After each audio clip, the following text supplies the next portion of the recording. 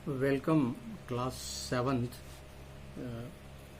ये बायोलॉजी का chapter number 1 का सेकंड लेक्चर है आज। कल हमने टिश्यूज़ के बारे में कुछ बातचीत की थी, कुछ बताया था। एक बार मैं उसकी डेफिनेशन दोबारा से बता देता हूँ। टिश्यू को डिफाइन करने के लिए इतना कह सकते हैं कि tissue is a group of structurally and functionally similar cells for some specific function। ये इसकी डेफिनेशन हो सकती है सीधी सीधी, यानी सेल्स का ऐसा ग्रुप जिसकी तमाम सेल्स अपने बनावट के तौर पर, बनावट के लिहाज से और अपने काम करने के लिहाज से एक सी हों और उनके जिम्मे कोई एक ऐसा काम दिया गया हो जो दूसरी सेल्स के पास ना हो और इन्हीं के जिम्मे हो। ऐसे ग्रुप को, ऐसी सेल्स के ऐसे ग्रुप को हम टिश्यू कहते हैं। कल इतनी बात हुई थी और प्लांट टिश्यू के बारे में कल बात चली थी, तो ये चला था कि प्लांट्स में दो तरह के टिश्यू होते हैं, मेरिस्टेमेटिक टिश्यू और permanent tissue. Meristematic tissue divide करते रहते हैं, लिविंग सेल्स होती हैं और प्लांट की टिप्स पर इनकी मौजूदगी होती है और प्लांट्स की बॉडी के आउटर सरफेस पर इनकी मौजूदगी होती है। यानी अगर ये टिप्स पर मौजूद हैं तो ये एपिकल मेरिस्टेमेटिक टिश्यू है, और अगर ये साइड्स यानी उसकी बॉडी के चारों तरफ मौजूद हैं तो फिर ये लेटरल मेरिस्टेमेटिक टिश्यू हैं।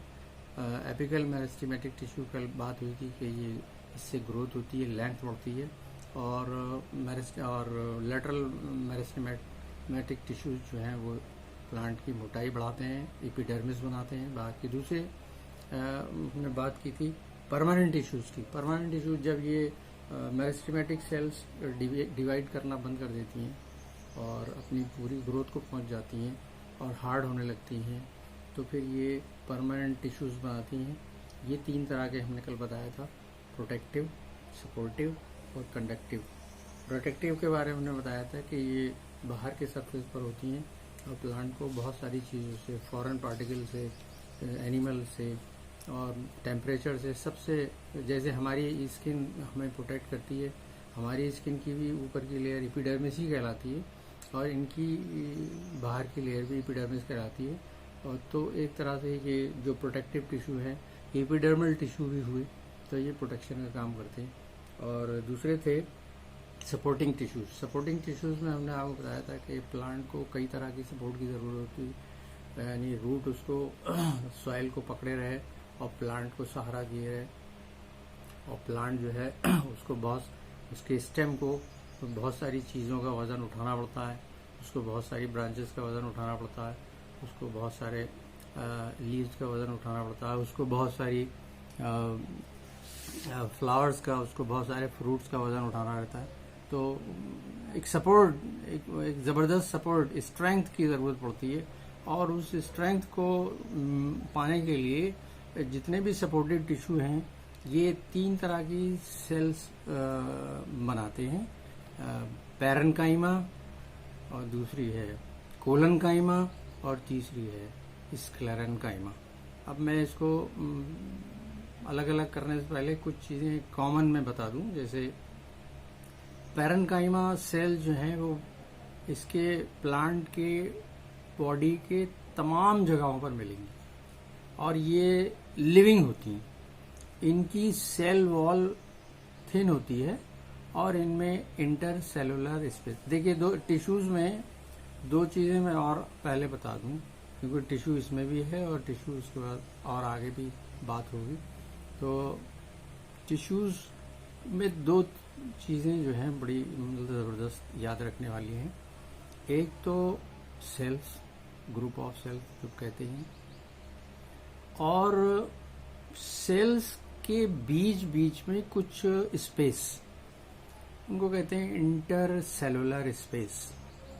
अब अगर कोई ऐसी जगह है जहां प्रोटेक्शन का मामला है, जैसे प्रोटेक्टिव टिश्यू हमने बताया अभी, तो यहाँ पर इंटरसेलुलर स्पेसेस नहीं होना चाहिए, क्योंकि अगर यहाँ इंटरसेलुलर स्पेसेस होंगे तो कोई भी फॉरेन पार्टिकल, कोई भी फॉरेन बॉडी, कोई भी बैक्टीरिया, कोई वायरस उसको जगह मिलेगी और वहां घुस जाएगा। तो इससे पता चला कि जो एपिडर्मिस है, जो प्रोटेक्टिव टिश्यू है, इसमें इंटरसेलुलर स्पेस नहीं होना चाहिए, यानी सेल्स इस तरह से अरेंज हों कि वो अपने बीच में कोई जगह ना छोड़ें जिससे कोई चीज उनके बॉडी प्लांट बॉडी में दाखिल हो।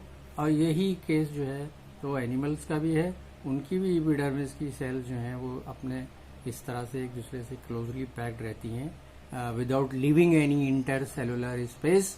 और जहां इंटरसेलुलर स्पेस होता भी है तो उसमें फिर एक मादा, एक सब्सटेंस भरा रहता है, उसको कहते हैं इंटरसेलुलर सब्सटेंस या मैट्रिक्स, तो वो मौजूद रहता है।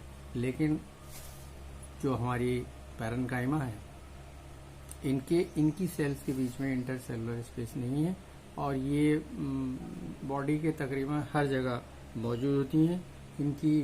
इनके अंदर साइटोप्लाज्म यानी प्रोटोप्लाज्म मौजूद होता है और इनकी दीवारें जो हैं वो बारीक होती, थिन होती।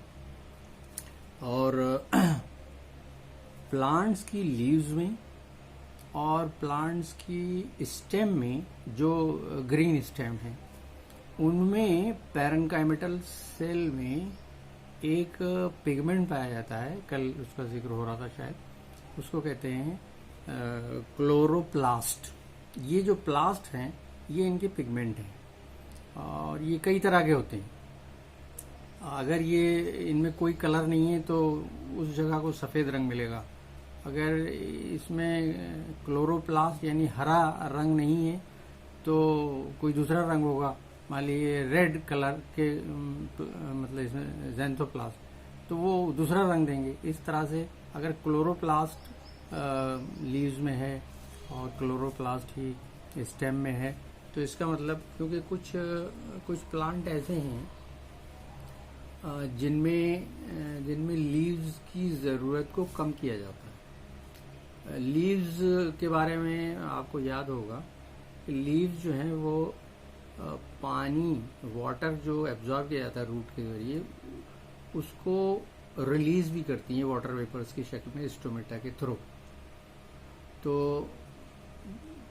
पानी को रिलीज करने के लिए लीव्स के पास स्टोमेटा है, खाना बनाने के लिए क्लोरोफिल है और क्लोरोप्लास्ट अगर उसमें मौजूद है तो फिर वो पैरेन्काइमा नहीं कहलाएगी, फिर वो क्लोरेन्काइमा कहलाएगी। और दूसरे टाइप के हैं वो कोलेनकाइमा है। कोलेनकाइमा लिविंग सेल्स नहीं बचती, इनकी दीवारें थिक होती हैं और इनमें intercellular space, thick cell walls होती हैं और इंटरसेलुलर स्पेसेस नहीं होते। और यानी ये तकरीबन पैरेन्काइमा की तरह है।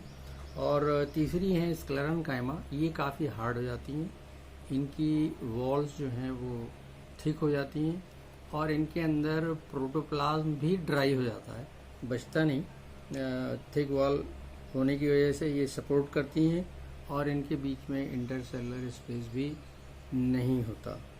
तो ये दूसरे टाइप की सेल्स हैं जो मिलजुल कर, यानी पैरेन्काइमा, कोलेनकाइमा में अगर उनमें क्लोरोप्लास्ट है तो क्लोरेन्काइमा और स्क्लेरेन्काइमा, ये तीनों तरह की सेल्स मिलकर प्लांट को एक सपोर्ट, एक स्ट्रेंथ प्रोवाइड करती हैं और इस तरह से ये प्लांट जो है वो हम देखते हैं कि सारी कंडीशंस को बर्दाश्त करते हुए अपनी जगह पर कायम रहता है, खड़ा रहता है। और तीसरे तरह के हैं कंडक्टिंग टिश्यूज़। कंडक्टिंग टिश्यूज़ के बारे में आगे बढ़ने से पहले मैं चाहूँगा कि आप अपनी बायोलॉजी की बुक पर, अपनी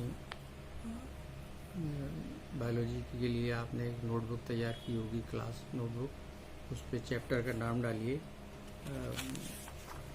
चैप्टर का नाम टिश्यूज़ है और इस पर आप टिश्यूज़ के बारे में थोड़ा सा लिखिएगा, डायग्राम बनाइएगा। एक डायग्राम 1.1 है और दूसरे डायग्राम है 1.2 और 1.3 और 1.4। इनके डायग्राम बनाइएगा, इनके बारे में थोड़ा थोड़ा लिखिएगा। आपकी बुक में भी अच्छा खासा दिया हुआ है। उसके बाद कंडक्टिंग टिश्यूज़ के बारे में हम तीसरे लेक्चर में नेक्स्ट टाइम इंशाल्लाह बात करेंगे।